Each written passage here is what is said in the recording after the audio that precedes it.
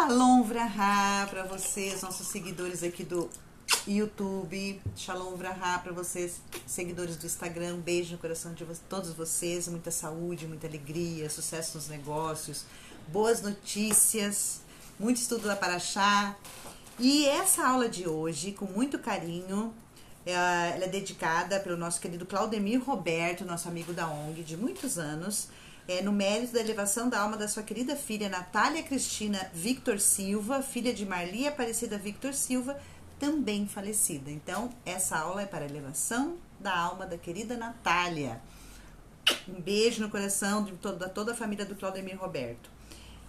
Então, hoje com vocês nós temos o nosso querido Rabino, como sempre, com aulas maravilhosas, com conteúdos maravilhosos. Então, assim, compartilhem as aulas se vocês gostarem do nosso conteúdo, compartilhem com seus amigos, com seus familiares, nos grupos de vocês, tá? Compartilhe essa aula ao vivo aí, a Kate entrou, o Anderson entrou, então vamos compartilhando nos grupos aí, pessoal, a aula, tá bom? Agora com vocês, o nosso querido Hillel. Shalom Vraha. O Tzadik Gadol Gadol. Shalom Vraha. Nosso Abba querido. Shalom Vraha. Shalom Vraha. Hoje é dia 14 de Kislev e hoje foi o dia do casamento do Rebbe. Casamento do Rebbe de Lubavitch em 1928. E uma coisa muito, muito interessante, que nós não temos ideia de quanto que o mundo mudou desde aquela época até aqui, até hoje. Hoje eu estava conversando com o nosso querido Hillel, estava falando para ele, agora me caiu a ficha. Aí eu falei, me caiu a ficha, mas eu falo para uma criança menor de 20 anos, me caiu a ficha, ele vai me perguntar o que é uma ficha. Aí eu vou falar para ele, olha, 30 anos atrás, quando eu tinha um telefone público, aí ele vai perguntar o que é um telefone público. Aí eu ia falar para ele, olha, no meio da rua tinha um postezinho com telefone. Ele vai falar, isso é um absurdo, como pode ser um postezinho com telefone, no meio da rua ainda? E nem faz tanto tempo assim, né? E aí você colocava uma ficha dentro e você ligava, e na hora que a pessoa atendia, vocês começavam a se comunicar, a ficha caía dentro do telefone. Vai explicar isso para um jovem de hoje? Ele vai falar, você está me contando uma história de uma ficção, não sei, essas historinhas de criança, né? Você está me inventando uma história. Como pode ser um telefone no meio da rua e que você coloca uma ficha e a ficha cai e outra pessoa te ouve? Hoje você tira o celular do bolso, você fala com quem você quer. Como pode ser um telefone público? Então, nós não temos ideia de quanto que o mundo mudou.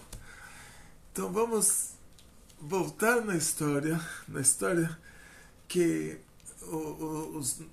muitos de vocês ainda têm avós vivos, mas eu estou com 67 anos. Super jovem. E vou contar para vocês uma história do tempo do meu avô. Então não é uma coisa assim tão recente que iria bater com com a época que o Rebbe se casou. Então vamos para a história do Rebbe. O Rebbe, nosso Rebbe, o Rebbe de Lubavitch, ele era filho do rabino-chefe de uma cidade na Ucrânia, Ekaterinouslav. Nós não temos ideia de quanto que o mundo mudou, porque há 100 anos atrás, todos os judeus moravam na Rússia, na Ucrânia, na Polônia. Os judeus moravam na Europa. Então, comunidades judaicas em outros lugares eram fugitivos de situações assim de pogroms, que eram perseguições na Lituânia. Eram poucos fugitivos, a pessoa que ficou sem nada, não tinha o que perder, arriscava a vida para se mudar para outro continente. Mas a pessoa que realmente não tinha nada a perder mesmo. E toda a estrutura do nosso povo se encontrava na Europa, principalmente na Europa Oriental. Como começa essa história? há 2000 anos atrás, nós morávamos na nossa Terra Santa. Os italianos antigos, o Império Romano dominava o Ocidente. O Ocidente, naquela época, não existia América, não existia Brasil. O Ocidente era Europa até um pouquinho depois do Rio Jordão. O outro lado tinha o Império Persa, o Irã antigo. Eles dominavam o Oriente. O Oriente também não era muito grande, é do Vale do Rio Indo até um pouco antes do Rio Jordão. E os dois mediam forças, eram as duas potências mundiais, então eles controlavam o mundo. Um judeu que se comportava errado, mas os romanos eram muito burocráticos, então o judeu que se comportava errado, mas não a ponto de ter que ser condenado à morte, eles pegavam esse judeu com toda a família dele, exilavam ele para um lugar tão longínquo, tão distante, que era a Gália, na França. Floresta Amazônica. A Gália, na França, na época dos romanos, era o lugar mais longe do mundo. A Gália era a floresta amazônica dos romanos. E foram colocando lá os judeus na Gália, até que um dia chegaram os bárbaros, anos 600, tribos de bárbaros deram a volta, chegaram até lá. Aqueles judeus da Gália se uniram ao pai do Carlos Magno, se uniram àqueles francos, que era uma tribo que falava uma língua germânica, e lutaram contra os romanos. Então aqueles judeus, eles aprenderam essa língua dos francos. Só que tem palavras, mesmo que você fala português, chega numa palavra, você fala kippah. Você não vai falar solidão. Onde está o meu solidão? Você fala, onde está a minha kippah? E tem palavras que não tem como a gente falar em português. Então, dentro do meio judaico, tem muita coisa que a gente acaba usando a palavra em hebraico mesmo.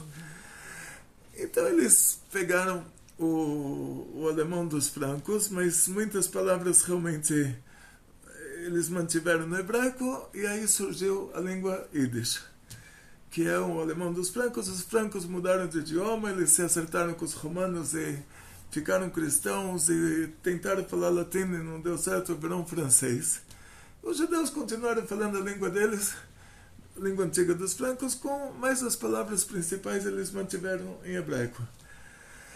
Essa região da França antiga, que se estendia até a Alemanha antiga, foi onde começou o judaísmo na Europa. E é claro que a vida lá não era fácil. Então, os judeus foram se mudando para o Oriente, para a Europa Oriental, que a vida na Europa Oriental era mais fácil. Você chega num lugar novo, que, como meu pai, quando chegou no Brasil, meu pai perdeu um olho na Europa. Então, ele, quando chegou no Brasil, ele falou: em terra que todo mundo é cego, quem tem um olho é rei. Então assim, eu me lembro disso. Eu nunca sabia qual que era o olho de vidro dele. Ele morreu, a gente não sabia, não ficou sabendo qual olho que ele não tinha. Mas o que aconteceu? Que os judeus, quando foram se mudando para o leste europeu, eu estive agora no Congresso Rabínico Internacional. A tendência dos judeus de Nova York é se mudar para 2 horas longe de Nova York, porque os preços mudam totalmente, então eles vão mudando para o interior. A tendência da comunidade judaica, na hora que começa a ficar muito caro num lugar, eles se mudam já para outro lugar. Então, os judeus foram se mudando para a Polônia. O Império Polonês naquela época era uma coisa muito grande. A Rússia naquela época, estou falando 1000 anos atrás, os russos moravam em cima das árvores. Isso me contou um rabino da Rússia. E a única cidade da Rússia era Kiev, que Kiev hoje é a capital da Ucrânia, mas essa era a única cidade que tinha na Rússia antiga. E todos os russos moravam nas árvores e só tinha Kiev de cidade. E aí eles foram crescendo, os judeus foram indo para o leste europeu, e a história da comunidade judaica no leste europeu é uma história de 1000 anos. Então, as pessoas nasciam, elas tinham toda a cultura delas lá, toda a estrutura delas montada lá hoje. Quando a gente fala hoje sobre Rabino de Kitrenoslav, é que Kitrenoslav mudaram o nome dessa cidade para Dnepropetrovsk. Você ouve uma coisa assim, você acha que estou falando é um livro de historinhas para crianças pequenas. Mas na época do Rebbe, toda a estrutura do nosso povo estava na Europa. Então, um rabino numa cidade na Ucrânia era como você fala hoje, rabino-chefe de Israel. A grandeza deles, quer dizer, para o rabino ser rabino de uma cidade na Ucrânia, quer dizer que ele era muito, muito grande. Então, o Rebbe de Lubavitch, o Rebbe Yosef Yitzhak, que é o sogro do nosso Rebbe atual, tinha 3 filhas. A filha do meio se chamava a filha pequena, desculpa, se chamava Hayamushka. Essa Hayamushka, essa filha se casou com o nosso Rebbe. E naquela época o Rebbe, ele queria apresentar para a filha dele sabia muita coisa. Ela era uma menina muito, muito estudada, ela era superdotada, tinha estudado muito a Torá, precisava de um marido ao nível dela. Então, no meio judaico, quando você vai fazer uma... Assim, a menina vai se casar com alguém. Vamos pegar como exemplo o meio não judaico. Numa escola tem um professor e uma professora. Os dois já têm alguma coisa em comum, eles são professores. Eles se conhecem. E de todas as professoras, aquela é a menos pior. E de todos os professores, aquele é o menos pior. E sendo que não tem muita escolha, eles acabam se casando. Então eles chamam isso de amor verdadeiro. Eles se apaixonaram. Mas se apaixonaram por falta de opção. Vai se apaixonar por quem? Não tem muita opção. Então uma menina que cresce na sociedade laica hoje, ela vai conhecer alguém na escola, mas aí ela é muito jovem. Aí depois ela vai conhecer alguém no trabalho ou no ponto de ônibus. Ela não tem muitas opções. Agora, no meio judaico, nós já temos a estrutura montada. Então, a menina chega na idade que ela tem que se casar, aí os próprios pais, eles conversam com uma pessoa que dentro da comunidade existe um shatran. Shatran é a pessoa que ele é tipo o corretor de casamentos. Como tem um corretor de imóveis, você fala, olha, eu preciso de um apartamento adequado para o meu estilo de vida. Então, o corretor de casamentos, você fala, preciso de um marido adequado ao meu estilo de vida. Então, eu quero um marido, eu sei muita Torá, então eu quero um marido que sabe muita Torá também. Então, o Shatran, ele vai te falar, olha, você tem 18 anos, eu tenho 20 meninos de 18 anos que eles estão nesses critérios. O que importa para você? Que ele saiba muita Torá?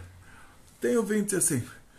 Agora, a outra pessoa vai falar o que importa para ela é que o marido trabalhe, ganhe muito dinheiro, pague as contas. Ele vai ter outros 20, não são os mesmos 20. Vai ter outros 20. Então, vamos dizer, no caso dela, tinha que apresentar alguém para ela.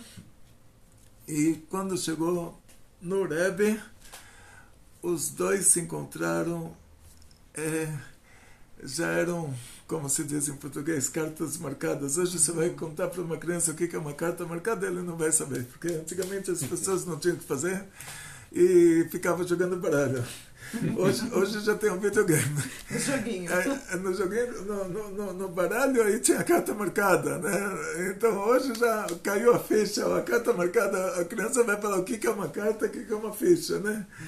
Mas na hora que o Rebbe se encontrou com o Rebbe, assim, dava para ver, o Rebbe de Lubavitch, Rabbi Menachem Mendel, se encontrou com a futura esposa dele, que era a Rabbanit Hayamushka, já dava para ver que eles são dois aspectos, aspecto masculino e aspecto feminino da mesma alma. Isso é uma coisa que é difícil de acontecer, difícil de verdade, e é uma coisa rara, vamos dizer assim, porque geralmente na primeira, quando essa alma vem para o mundo pela primeira vez, aí vem o homem e a mulher, aspecto masculino da alma, aspecto feminino da alma, os dois se encontram, Hashem, Deus faz os milagres para eles se encontrarem, eles se encontram, eles têm tudo a ver, eles se unem, eles são uma alma só, em dois aspectos. Então, quando eles se unem, como está escrito na Torá, que eles se tornam uma carne só, tipo um corpo só. E eu ia entrar num detalhe aqui, mas o vídeo é livre, né?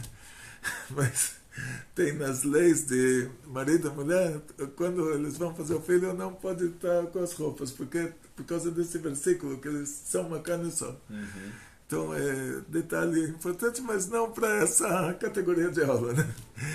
Então, na prática, nós tivemos um Rebbe, terceiro Rebbe de Lubavitch, que ele era Menachem Mendel e a esposa era Chayamushka.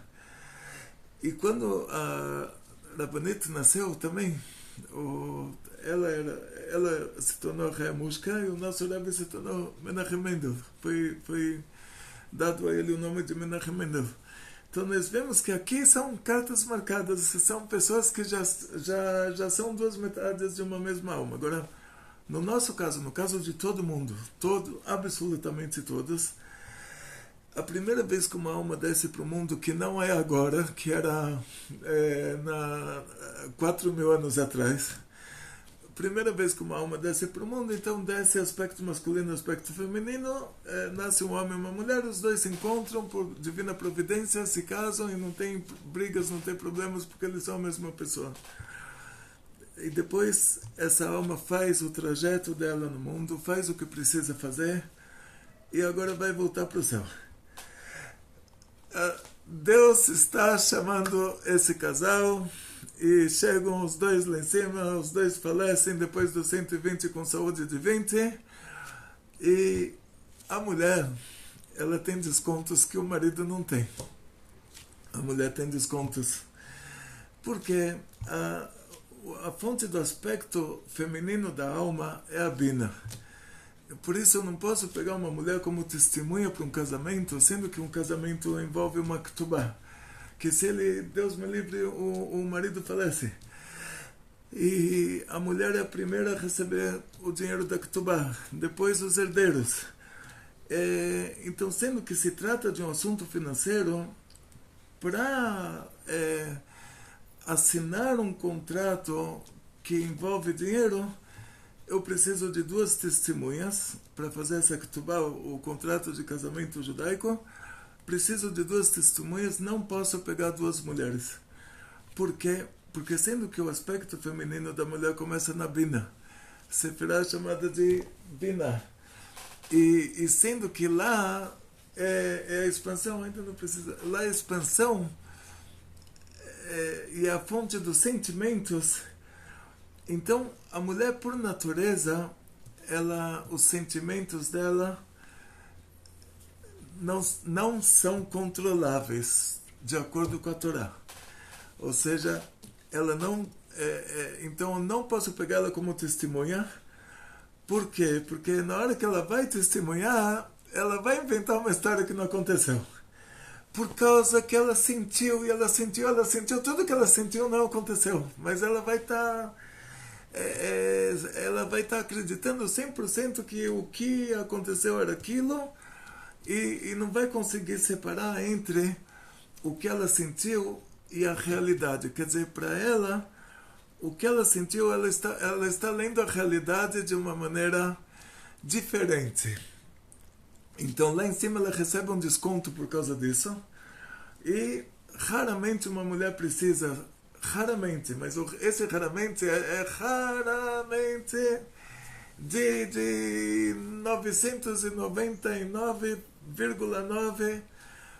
Quer dizer, vamos dizer, se uma mulher em não sei quantas centenas de milhares vai precisar se reencarnar, é uma coisa muito rara, porque ela recebe descontos. Em primeiro lugar, o que ela faz não é tão grave quanto o que o homem faz, porque o homem, a fonte do aspecto masculino da alma é a Chokhmah. Então o homem, ele está com o pé no chão, vamos dizer assim. A mulher, ela vive um pouco assim numa dimensão diferente. Então ela vai receber o desconto. É porque a mulher é mais espiritual. Tá vendo? A mulher é mais espiritual. Muito bom. Então ela vai receber o desconto. Ou seja, assim, não vai ser levado em conta a gravidade das coisas que ela fez, vai ser levado em conta, tipo, uma criança fez uma coisa, então a gravidade disso é uma criança fez, tá bom, ela é uma criança. Eu tenho que educar a criança, eu tenho que fazer uma coreografia, mostrar para a criança que o que ela fez é muito grave, mas levando em conta que ela é uma criança. Então a mulher também entra nessa classificação. Entre o homem e a criança tem a mulher, em relação à classificação dela na Torá.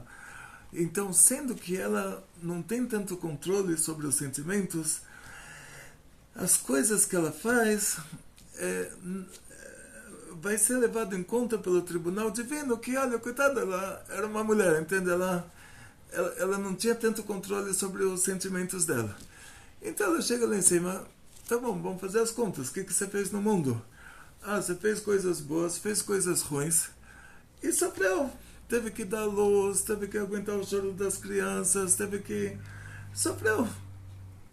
Os sofrimentos apagam as coisas ruins que ela fez, e sendo que as coisas ruins que ela fez já tem um desconto, já é levado em conta que ela não tinha tanto controle sobre si, então ela já vai direto para o paraíso. Ou se ela pega um Gehenom, se ela opta por pegar um Gehenom, vai ser um Gehenom light. Um Gehenom com... Sem labaredas de fogo. Não sei. Sem fogo. Um Gehenom no spa. Um Gehenom light. No spa. Vai ser uma sauna. O Gehenom é proposto para ela. Se quer se reencarnar ou quer ir para o Gehenom, ela vai perguntar para o que vai acontecer no Gehenom. Tá bom, Gehenom para ela, sendo que ela não tinha tanto controle sobre os sentimentos dela, então ela vai receber um Gehenom light. Então para ela vai valer a pena ir para o Gehenom light e não ter que se reencarnar de novo, aguentar tudo de novo. Então, na segunda reencarnação, sendo que para o homem é mais grave tudo, que o homem é mais responsável, na segunda reencarnação ele volta para consertar o que ele fez de errado. Se ele tem muito mérito, essa metade da alma dele, a esposa dele, que já está lá no céu, ela volta só para ajudar ele. Aqui estão perguntando se, por exemplo, toda mulher que está aqui hoje, eu, por exemplo, é a minha primeira vida? Não, de ninguém. Então, agora sobre as reencarnações, vamos dizer, o que acontece? Como a gente pode dizer que hoje nós temos uma Kabbalah do Arizal, vamos dizer assim, um livro de Kabbalah escrito por o Arizal, que era o Rav Yitzhak Luri Ashkenazi, grande cabalista que viveu depois da Inquisição, estava em Tzfat, em Israel, está enterrado lá, viveu 400 anos atrás na Terra Santa. Então, ele falou uma coisa muito interessante. Ele disse que se quer saber um sinal que Mashiach vai chegar, você vai ver que as mulheres estão mandando nos maridos. Todas as mulheres estão mandando em todos os maridos. Quer dizer que você está na geração da Geulah. Você está na geração do Mashiach. Por quê? Ele diz, porque essa geração do Mashiach, ela é, em sua totalidade, a reencarnação daquela geração que saiu do Egito e morreram no deserto. Então, cada mulher que tem hoje, ela é a reencarnação de uma mulher de lá, daquela geração. Nenhuma mulher de hoje é uma alma nova. E a Kátia está perguntando aqui, se isso vale também para as mulheres não judias. Então, isso vale para todo mundo. Só que o negócio das reencarnações da geração que faleceu no deserto é para mulheres judias, só que aqui no Brasil você nunca sabe quem é quem, porque o Brasil é uma grande mistura, né? Uhum. Então, o Brasil, vieram aqui os judeus portugueses, 500 anos atrás, fizeram um decreto de inquisição na Espanha. Os judeus da Espanha, eles fugiram, tinham essa possibilidade de fugir para a Síria e para o Líbano, e eles são judeus da Síria e do Líbano. Então não tem mais judeus na Espanha, porque os judeus da Espanha são os judeus sírios e os judeus libaneses. Os judeus de Portugal não tinham essa possibilidade, e 10% dos portugueses eram judeus. E ainda tiveram judeus da Espanha, coitados, que fugiram para Portugal, que achavam que Portugal não ia ter Inquisição. E aqueles judeus de Portugal, eles só tinham como fugir dentro de Portugal, que incluía o Brasil. Então eles fugiram para o Brasil, eles acharam que aqui, sendo que é um lugar que descobriram que tinha ouro, então é um lugar que vai ter uma vida melhor e que com certeza os padres não vão vir atrás e a Inquisição não vai vir atrás. E eles vão aqui fazer as sinagogas e vieram para cá e a Inquisição veio atrás. E tem os jesuítas aí, toda essa história do Brasil, vieram atrás, estavam assim na cola daqueles judeus portugueses. A estatística deles é 30%. Quer dizer assim, que 30% dos brasileiros são judeus sem precisar se converter. Essa é a estatística. Uhum. É o único lugar do mundo que tem isso. Não existe outro lugar do mundo que tenha isso. Então, aquelas pessoas que buscam o judaísmo, que estão aqui, por exemplo, essas que estão assistindo nossa aula aqui, hoje, geralmente obrigada. É o despertar da alma divina. Da alma judia, da alma divina, né? A Débora, o Toque Pique está perguntando, não, a Débora. Ravi, uma mulher não judia, ela tem alma gêmea? Então, primeiro que não tem como saber se é judia ou não, porque aqui a gente está num lugar que tem uma mistura. Quer dizer, ninguém tem como provar dizer, o que ele é. Ela não é. Vamos dizer então, agora vamos para a Rússia. Uma russa na Rússia. Que na Rússia não tinha Inquisição, não tinha Império Romano, não tinha cruzadas, não tinha nenhuma mistura. Uma russa na Rússia e o povo foi definido como tribo de Esav. Então, quer dizer, tem essa também. Quer dizer, o povo tem que ser definido e não pode ter tido mistura. Agora, tipo assim, o Japão não é um povo definido. Você não sabe de onde vieram os japoneses. Então, na revelação do Mashiach, a gente vai ter muito judeu. Vai ter muito judeu. Aí, muito judeu falando português. Sim. Aí, uma russa na Rússia, foi definido que os europeus, eles são as tribos do Esav. Então, é um povo definido, Bnei Esav. Lá na Rússia não tiveram cruzadas, não teve Inquisição, não teve Império Romano, não teve mistura nenhuma. Então, ela é uma mulher que não é judia. Ela tem que cumprir 7 mandamentos e aí, nesse caso, não tem alma gêmeas. A alma gêmea é a alma divina. A alma divina é que ela tem aspecto masculino e aspecto feminino. Essa alma divina, ela tem esse...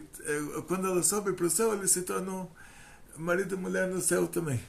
Eles se encontram lá. Então não é até que a morte os separe. Não. Então isso... Agora, o que acontece é que essas almas divinas, elas são agora, diz o Arizal, todos os judeus que vão viver na época que o Mashiach vai chegar, eles são a reencarnação da geração que saiu do Egito e morreu no deserto. É claro que essas almas se ramificam, elas se tornam milhões.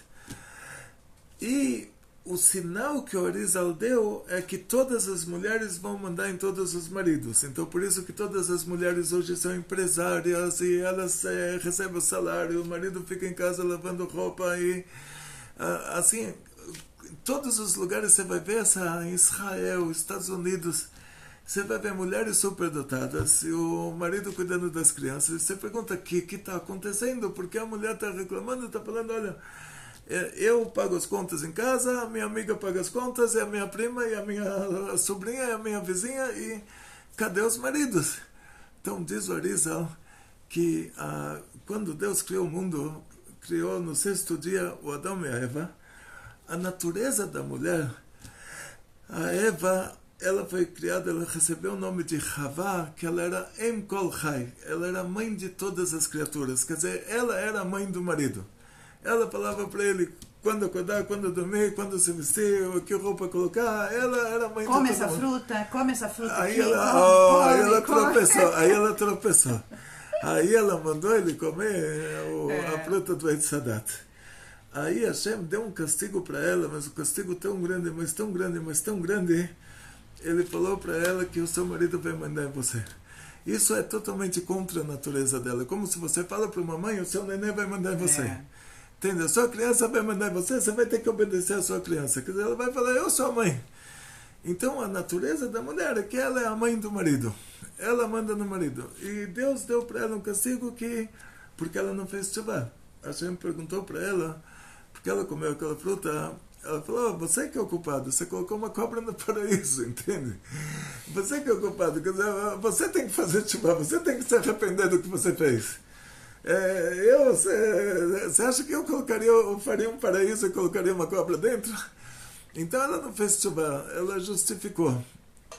Então por isso ela recebeu esse castigo que o marido vai mandar nela. Só que aquela geração que saiu do Egito, quando chegaram no deserto, 50 dias depois de sair do Egito, o mar se abriu para nós, se fechou em cima do exército egípcio, e vimos o Egito morto na praia, e eles viram 10 pragas e todos os milagres, e a água acompanhou eles, uma represa que dava água para milhões de pessoas, e a comida caiu do céu, e 49 dias depois tivemos a entrega da Torá, a revelação divina, vimos os mundos superiores.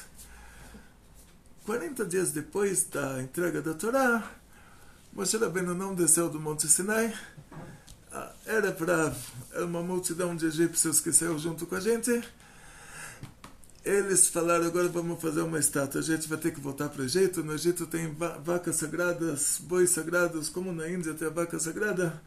Tem rios sagrados, como na Índia, tem vaca sagrada, como na Índia. Então vamos fazer um boi, vamos voltar. A gente falou para o faraó que a gente ia fazer uma festa para o nosso Deus, uma festa de 3 dias, a gente volta, vamos falar que atrasamos um pouco, porque o Deus ele quis voltar com a gente, e está aqui esse boi sagrado, que o Egito tinha vaca sagrada, e o boi sagrado veio casar com a vaca sagrada. Então, ia fazer uma fusão de religiões lá. Sim. Aí eles fizeram um bezerro de ouro. Aí complicou. O Hur, que era o filho de Miriam, foi lá protestar, falou, vocês não vão fazer idolatria. Assassinaram ele. Chegaram para o Arão, falaram, se você não fizer essa estátua, a gente vai te assassinar também.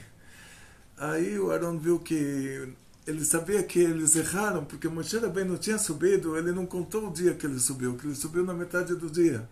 O cálculo foi feito errado, né? Eles calcularam errado, que Moshe Rabbeinu calculou 40 dias a partir do outro dia. Não do dia que ele saiu. Então, e eles calcularam a partir do dia que ele saiu, já tinha passado meio-dia. Então, Aaron sabia que Moshe Rabbeinu ia voltar no outro dia, e sabia que isso ia desmoralizar o Erev Rav, e sabia que isso já iria resolver o problema. Então ele falou, vocês querem uma estátua, mas tem uma condição. O melhor ouro que a gente tem aqui são os brincos das mulheres. Vocês me trazem os brincos das mulheres, e aí eu faço a estátua com os brincos das mulheres.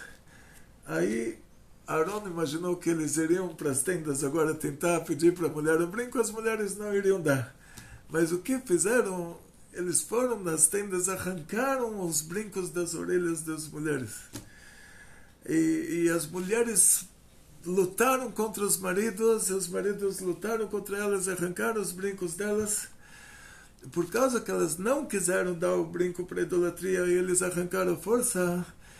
Então Hashem, na reencarnação dessa geração, daquela geração que faleceu no deserto, que são todos os homens e mulheres judeus e judeus de hoje, inclusive aqueles das 10 tribos perdidas, aqueles descendentes de portugueses na Itália tinha muita mistura com o Império Romano. Na Inquisição, né? Que tem o Wilson está perguntando aqui se um descendente de judeus da Inquisição deve se converter. Então, assim, se ele está aqui... É porque a gente não tem como provar.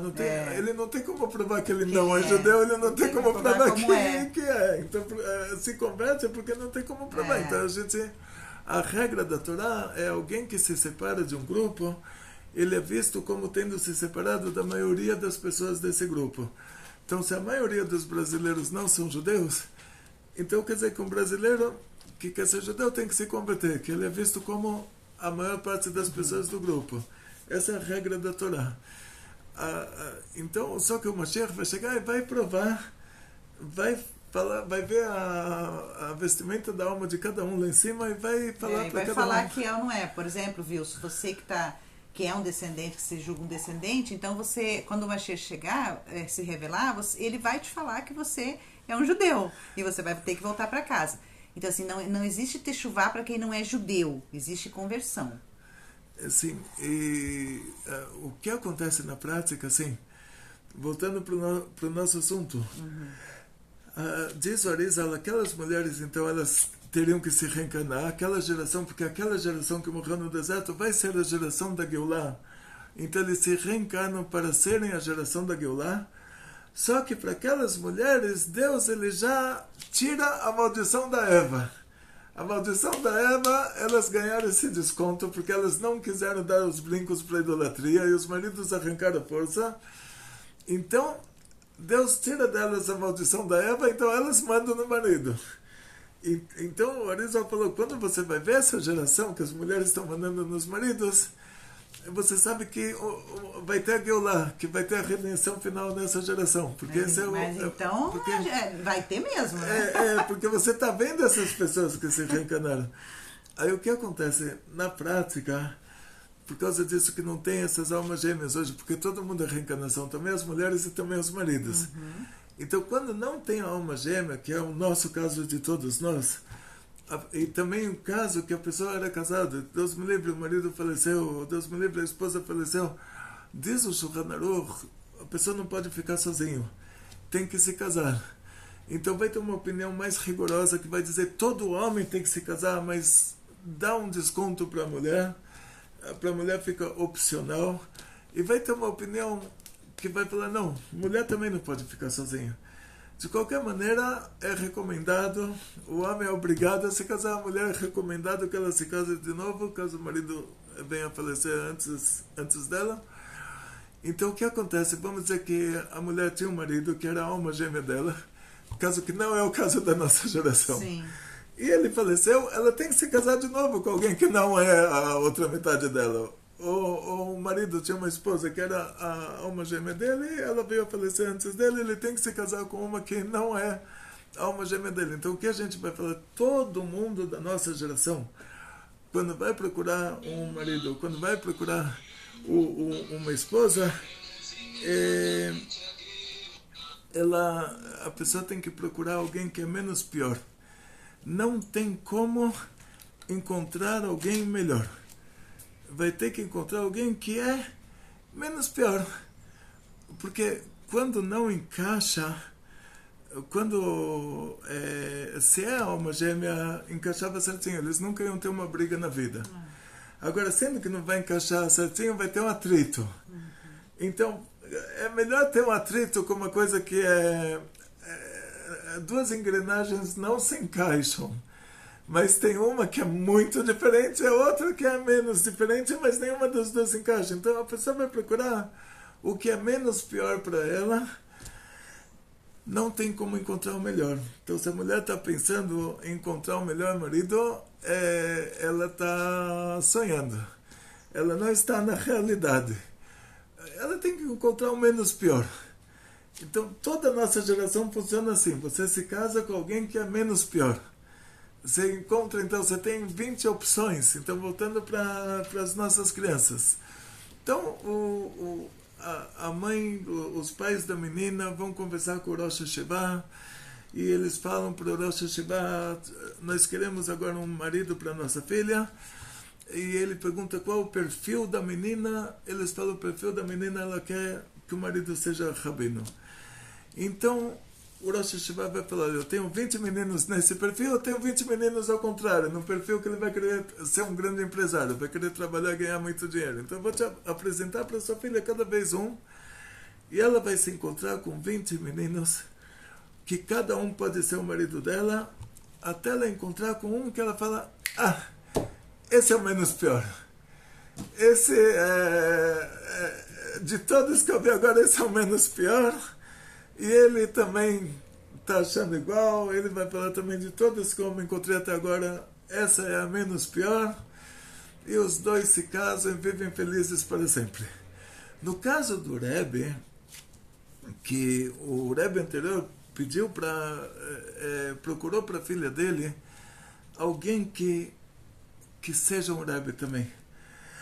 Filho de um grande rabino de Ketrenoslav, como nós falamos, todo o judaísmo se encontrava na Europa e o principal do judaísmo se encontrava da Polônia para o Oriente, na Europa Oriental, Polônia, Ucrânia, Rússia. Hungria, Romênia, esses lugares.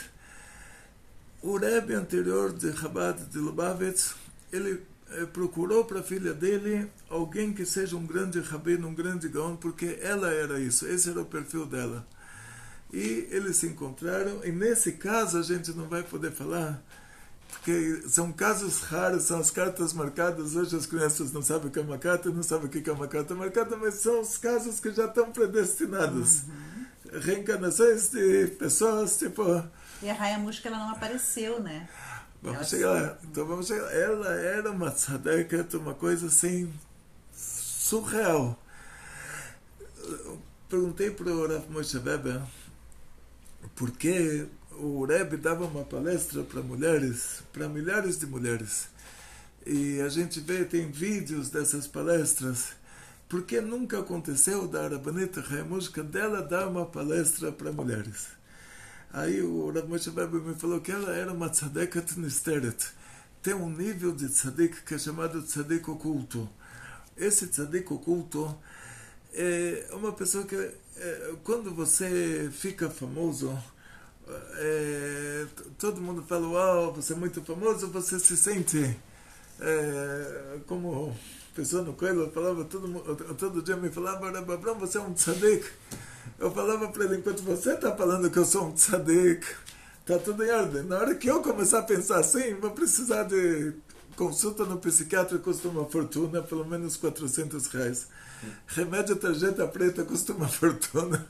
Enquanto você está falando, sou um tzadik, tá bom. Na hora que eu começar a pensar assim, estou no rolo, né?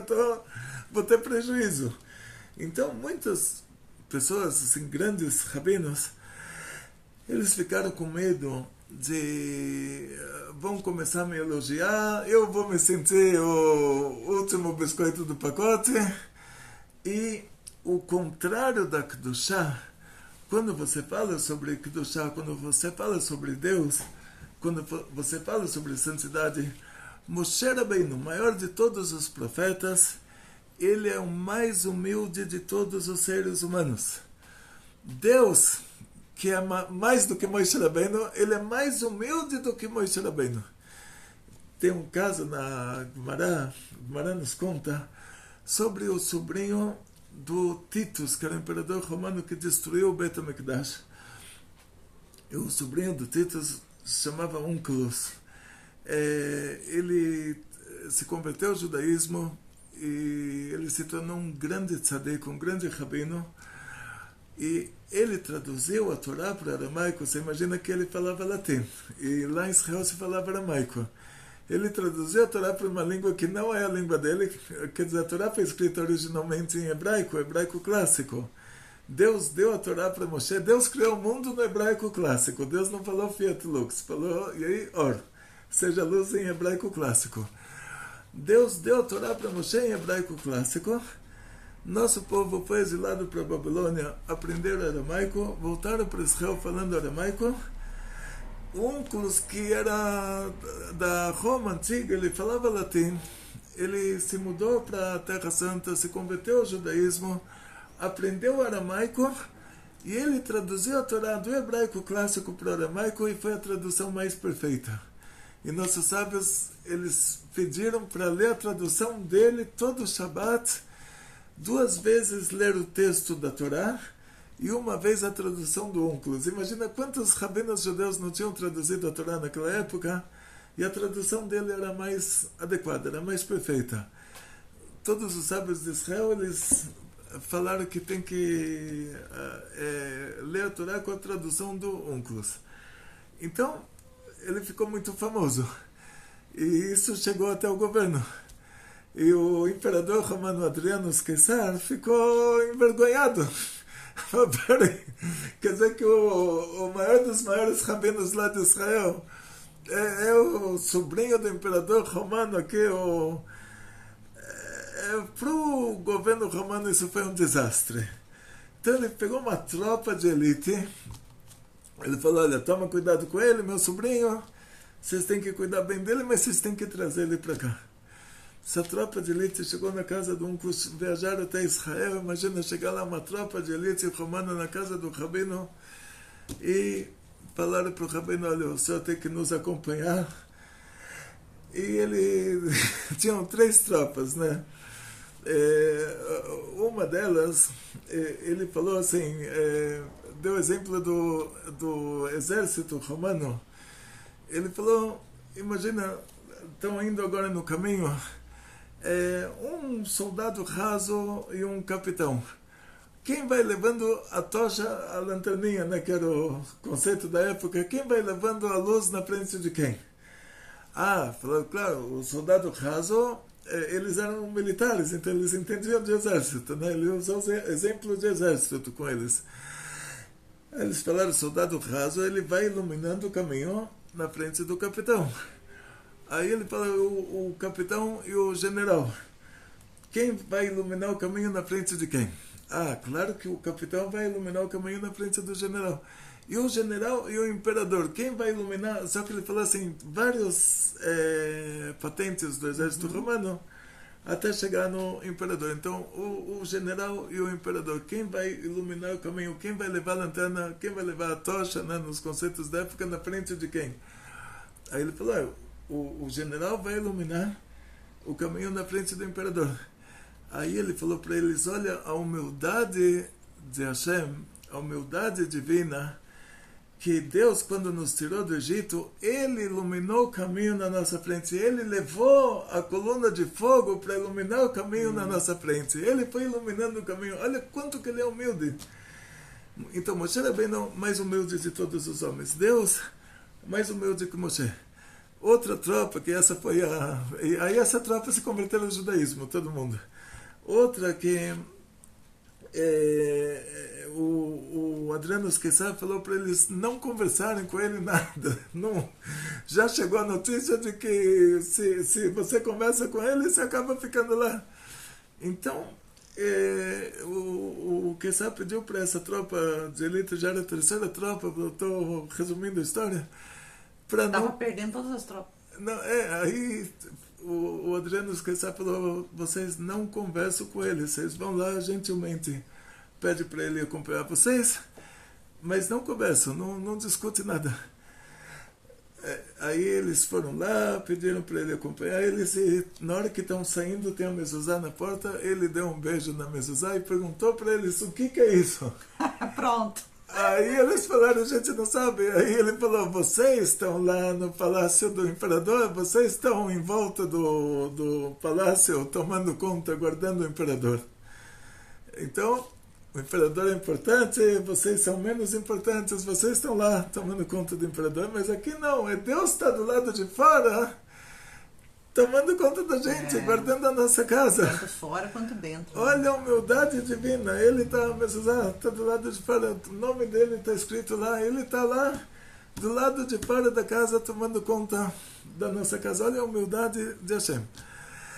Então nós sabemos assim que o orgulho é a idolatria, que é o contrário de Deus. A humildade é Deus. Então Moshe Rabbeinu, o maior de todos os profetas, junto com isso, então ele tem que ser o mais humilde de todos os homens. Deus é maior do que Moshe, então Deus é mais humilde que Moshe. E o orgulho é o contrário, a idolatria. Então grandes rabinos de várias épocas, eles ficaram com medo de cair no orgulho. Na hora que você fica famoso, todo mundo começa a falar tzadik, tzadik, tzadik. E aí ele se sente, na hora que ele se sente... Quando era pequeno tinha um filme do Super-Homem e tinha a Kryptonita. Então, a única coisa que conseguia matar ele, né? Então, aqui a única coisa que consegue matar um tzadik é o orgulho. A única coisa que consegue matar um grande rabino é o orgulho. Então, grandes rabinos, eles se esconderam do público por causa que eles não queriam que esse público desse uma honra para eles, eles começassem a acreditar nisso, e começassem a sentir que isso é de verdade, e acabassem, Deus me livre, se tornando uma auto-idolatria, tipo, se auto-idolatrando. Então, por causa disso, a Rabbanit, assim me falou Rav Moshe Weber, a Rabbanit, por causa disso, ela foi nessa linha, que olha, já que o marido está dando conta do público, ela vai se proteger. Ela tem medo que, se ela der uma aula, todo mundo vai falar tzedeket, tzedeket. Você é uma grande sábia, você sabe tanta coisa, porque ela sabia demais. Ela sabia, assim, era fora do comum de verdade. Todo mundo ia falar, uau, você sabe tanto. E ela ficou com medo de se sentir. E aí a criptonita, né? Se a pessoa sente um pouquinho de orgulho, já é isso é o que mata a tzedeket. Então ela deixou o marido cuidar da comunidade. Depois que ela faleceu, o Rebbe falou Kaddish na casa dele. Eu estive lá e vocês me conhecem. Ninguém imaginou que ia entrar um brasileiro naquela casa, e entrou. Fui fuçar na casa inteira. Ninguém ousou fazer uma coisa dessa, ficar entrando em lavanderia, em banheiro. Fucei a casa inteira, vocês não acreditam, uma casa tão simples. Uma máquina de lavar de 50 anos de idade. Assim, não sei como funcionava, se ela lavava roupa na mão. Uma casa tão simples. Os enfeitinhos, então eu rezei com ela colecionava passarinhos. Uns passarinhos, eu filmei, mandei para vocês. Mas quando o Rebbe, eu filmei agora que eles deixaram entrar, né? Foi oficial. Mas quando o Rebbe rezou, fez o que ela é aberta para visitação agora, né? Agora está aberta para visitação, mas na época que não estava, que o Rebbe estava falando o Kaddish, eu entrei lá, rezei com o Rebbe e fui fuçar na casa. E uma simplicidade tão grande, uma coisa assim inacreditável. Mas é que a simplicidade, a pessoa que leva uma vida simples, ela tem menos problemas, né? Ela é mais desenrolada. Uma vida com muita coisa acaba enrolando, a pessoa se perde no meio do caminho. Ainda mais pra gente que estuda Torá, que tem um compromisso com a Torá, né? Então, assim, quanto menos é mais. Exatamente. Né? Menos é mais. Quando a Exatamente. gente procura muita coisa lá fora, a gente acaba se perdendo. Ainda mais se você não tem um senso de organização, né? Ou não tem um rabino bom para te direcionar. Eu tenho o meu aí, ó. Opa, muito obrigado. Muito obrigado. Funciona assim, no Pirkei Avot, nossos sábios dizem: quem é rico? Aquele que é feliz com o que o tem. Qual é a definição de rico? Aí a definição de rico é a pessoa que está feliz com o que ela tem. E aí eles, o mesmo Pirkei Avot, ele fala, Marbe nechassim, marbe daga. Pessoa que tem muitos bens, tem muita preocupação. E aí se faz a pergunta sobre o Pirkei Avot. Fala, pera, mas você acabou de falar que quem é rico é o que está feliz com o que ele tem. E essa pessoa que tem muita coisa, ela está feliz com o que ela tem. Eles falam, não tem como, porque a gente tem um limite. A não ser que, conforme o Eli falou aqui, o Eli, como é que é o nome dele? Aquele aqui, ricaço. Tem um aqui que é um filantropo muito rico, esqueci o sobrenome dele. Oren. Ele falou assim, que estava discutindo com ele a respeito justamente disso, né? De uma pessoa muito rica, porque ele foi entrevistado, ele tem milhões, né? Bilhões, sei lá. Ele falou assim, eu doei 60% do que é meu. Eu fiz tzedakah. Então, assim, para você não ter dor de cabeça com aquilo que você tem, faça tzedakah. Faça muito tzedakah. E eu achei interessante o que ele disse. Então, ele não tem essa preocupação que ele tem muita coisa, porque ele já doou 60%. Então, aí ele está usando o que ele tem para financiar a Torá, para mitzvah. Então, voltando para a Rabbanit, o Rebbe dava aula para mulheres, ela já confiava nele, que ele sabe dar aula da maneira correta, e ela não queria se expor, ela não queria se colocar no risco de sentir orgulho, sendo que o orgulho é o veneno da alma. Ou seja, assim, nesse mundo tem dois opostos, tem Deus e tem a idolatria. A idolatria é o orgulho. Então, quanto mais a pessoa se sente, mais longe de Deus ela está. Quanto menos ela se sente, mais próxima a Deus ela está. Então, voltando para o Rebbe, os dois eram predestinados já. Ela tinha uma sabedoria assim de uma maneira surreal. Ele também. Então, os dois se casaram. E é de se esperar que depois disso, como toda família nobre, família que tem uma linhagem nobre dentro do meio judaico-religioso, aí o que acontece? Quando alguém se casa com a filha do Rebbe, em primeiro lugar vai para o Koilel, vai estudar a Torá muitos e muitos anos, até o dia que aquele Rebbe falecer, ele vai ser o sucessor do Rebbe. No caso do nosso Rebbe, é o contrário. O Rebbe anterior falou, agora você vai para Berlim, vocês vão, jovem casal, vai para Berlim, estudar numa universidade, estudar engenharia naval. Todo mundo falou, pera, alguma coisa aqui tá... O mundo vai mudar. O mundo vai mudar. O que vai acontecer? O que está para acontecer? Porque o Rebbe precisa estudar engenharia naval ainda antes da Segunda Guerra Mundial e ir para um lugar como Berlim. Com a esposa, o jovem casal, no lugar de ficar estudando Torá, o filho do maior rabino da Ucrânia, com a filha do Rebbe de Lubavitch, no lugar de ficar estudando Torá, ele vai agora para Berlim, para a universidade, estudar engenharia naval. O Rebbe foi para a Alemanha junto com a Rabbanit Chemushka. Ninguém conseguiu entender o que está acontecendo aqui. Estudou engenharia naval e naquela época ninguém nunca imaginou que depois de 2000 anos teria um Estado judeu. Ninguém nunca imaginou que ia acontecer uma coisa dessas, que teria um Estado de Israel, teria um país de judeus. É uma coisa que não estava nos padrões lógicos. Os ingleses e franceses dominavam o Oriente Médio, então a França dominava o Líbano, a Inglaterra dominava a Palestina e... É aquele tipo de coisa que se fosse acontecer a pessoa ia rir. Contar, né? Se alguém contasse, alguém ia rir, né? E um dá risada e fala, você vai se meter com França e Inglaterra, quer dizer, você vai construir um país, lá tem a Transjordânia, da mandato inglês na Palestina, você vai se meter com a Inglaterra, quer dizer, você vai, eu não sei, a gente aqui, o bairro do Butantã vai atacar os Estados Unidos. Uhum. Sem lógica, né? Não tem lógica. Ninguém imaginou que teria uma Segunda Guerra Mundial, ninguém imaginou nada. E o Rebbe anterior já tinha mandado o Rebbe estudar engenharia naval. Ninguém nunca imaginou o que um rabino vai precisar entender de engenharia naval. O Rebbe terminou a faculdade lá em Berlim, depois foi para Sorbonne, ainda passou por outra faculdade na Alemanha, depois foi para a França por causa dos nazistas. Quer dizer, foi no finzinho, assim, enquanto ainda dava para estudar alguma coisa de engenharia naval, ele aprendeu como funciona o navio.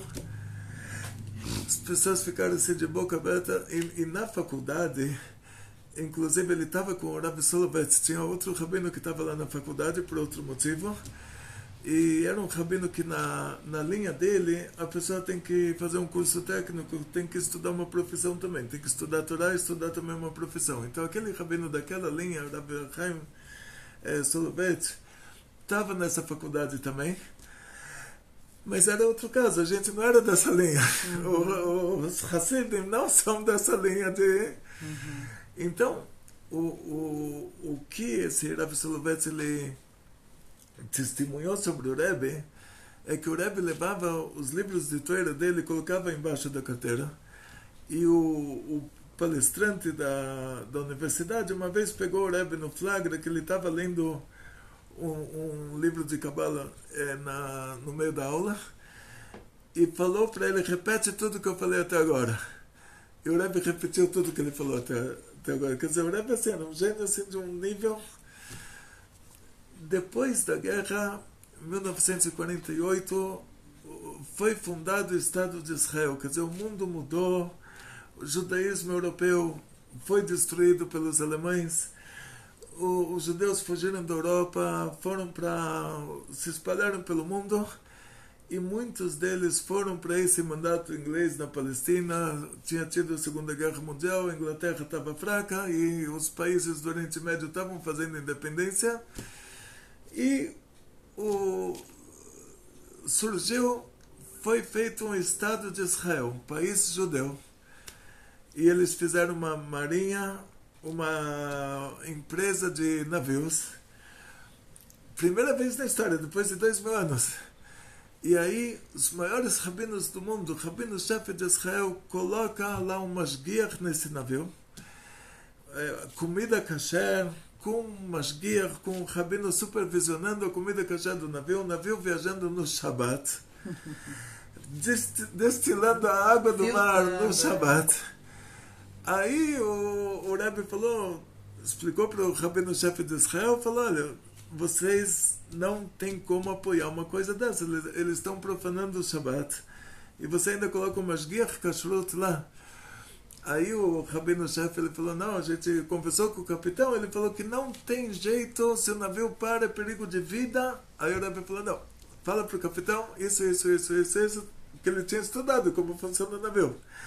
Aí foi lá o rabino-chefe de Israel, falou com o capitão, falou com a diretoria da Marinha, e aí eles responderam, deram outras desculpas. Aí o rabino-chefe de Israel falou com o Rebbe falou, não, fala para ele isso. Aí foi lá e até que o Rebbe provou para eles, quer dizer, aí toda a universidade do Rebbe tinha que ser aplicada nesse caso, porque eles usaram todos os argumentos possíveis e imagináveis para ganhar um dinheirinho, assim, para o navio viajar também no Shabbat, para eles ganharem um dia de viagem. E o Rebbe falou, não, dá para parar esse navio no meio do mar, não vai acontecer absolutamente nada por causa disso.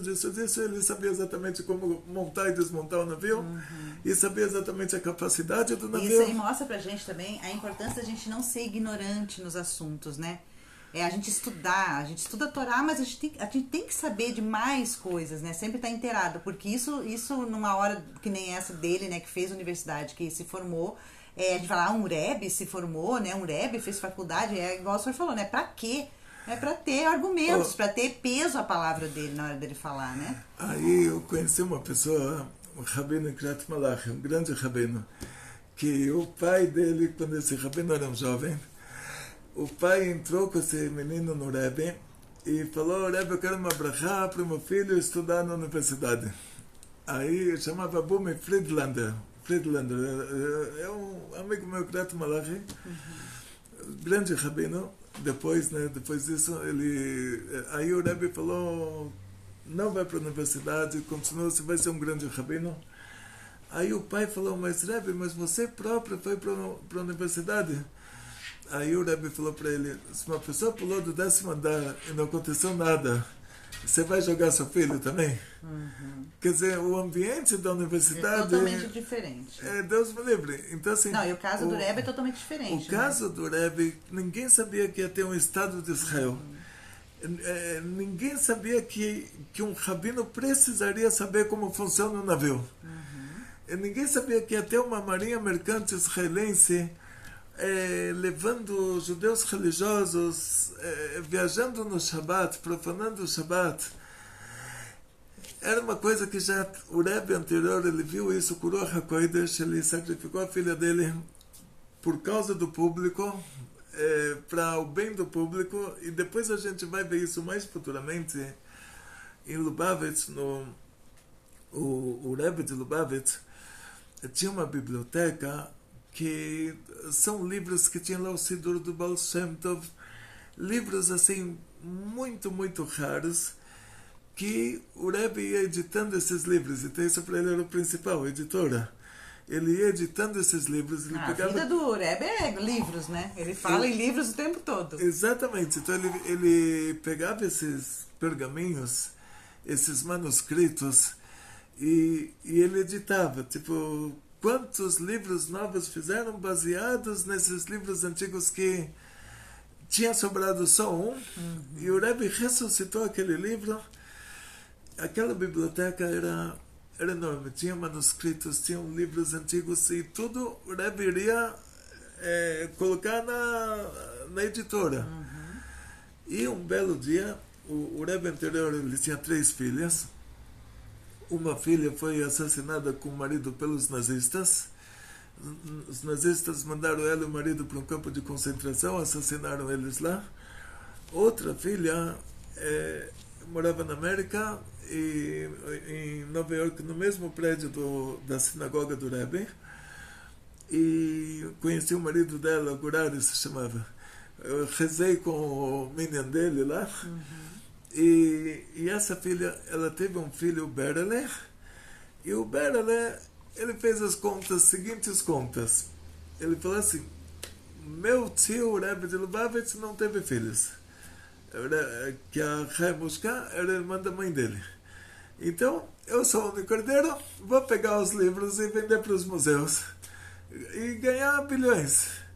E ele um dia pegou um amigo meu, Schnauzer Maneira, meu amigo me contou. Um menino que estudou comigo na mesma classe em Yeshiva me contou essa história, que ele estava estudando no 770. Esse Berle chegou lá com um caminhão de mudanças e falou: meninos, vocês vêm comigo, vamos subir para a biblioteca, vocês vão pegar todos os livros, colocar nessas caixas e colocar no caminhão de mudanças. E levaram os livros e venderam. E os meninos não sabiam. Estão vendo aqui o sobrinho do Rebbe pedindo para eles um favor. Eles subiram lá, pegaram os livros e esses livros foram vendidos para museus. E pela lei judaica é proibido você entregar um judeu para um tribunal não judeu. Que a lei é diferente.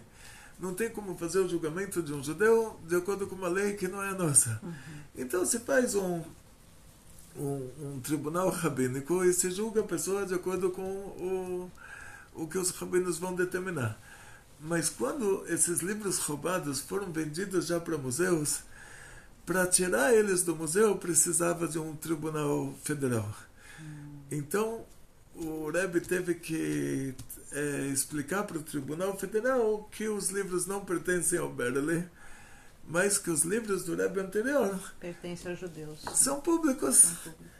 Aí a Rabbanit Chayamushka foi chamada para testemunhar isso. Quer dizer, ela era o que ia determinar. Aí os juízes perguntaram: o seu pai, ele era uma pessoa particular, ele tinha os bens dele, ou tudo que ele tinha era do público? Aí ela falou: o meu pai, ele próprio era do público. Ele próprio era do público e tudo que ele tinha era do público. Aí os juízes determinaram então que isso é uma biblioteca pública e tiraram os livros dos museus, devolveram. Eu estive lá agora, vi uma parte desses livros, filmei o pergaminho original do Tânia com o primeiro livro do Tânia impresso. Uau. Coisas assim fantásticas. Tinha um lugar que eu estava filmando e o grupinho VIP lá subiu para um lugar onde tinha muitos livros, só que eu não encontrei essa porta. Mas pelo menos eu filmei, eu gostei do Tânia. O Tânia é o manuscrito do Alter Rebbe. Agora vai ter o Tet Kislev, vamos falar sobre o Alter Rebbe. Então, o que aconteceu na prática? O Rebbe era uma pessoa pública, a esposa dele era uma pessoa pública, e ela, como pessoa pública, então ela deveria estar sempre agitando, né? Porque ela nunca apareceu em público. Nunca apareceu em público. Porque ela tinha medo: vou aparecer em público, vão me elogiar, eu vou me sentir. Na hora que eu me sinto, aí a criptonita aí está me destruindo. Então é melhor deixar meu marido. Ele tem mais essa capacidade, ele tem mais do que eu. E Zeu. Então, hoje era o casamento do Rebbe, por isso falamos sobre o Rebbe.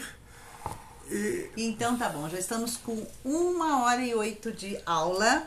Espero que todas as pessoas aqui do Instagram que estamos ao vivo tenham gostado. Deixem comentários nessa aula, compartilhem essa aula se você gostou. Vocês do YouTube também, deixem seu comentário, nem que seja um shalom, mas deixa aí seu comentário para que esse vídeo apareça para mais pessoas e as aulas do Rabino Gloiber voem, né, pelo Brasil inteiro, pelo mundo inteiro, e todas as pessoas fiquem inteiradas, né, da Torá de Hashem. Um beijo no seu coração. E tudo de bom.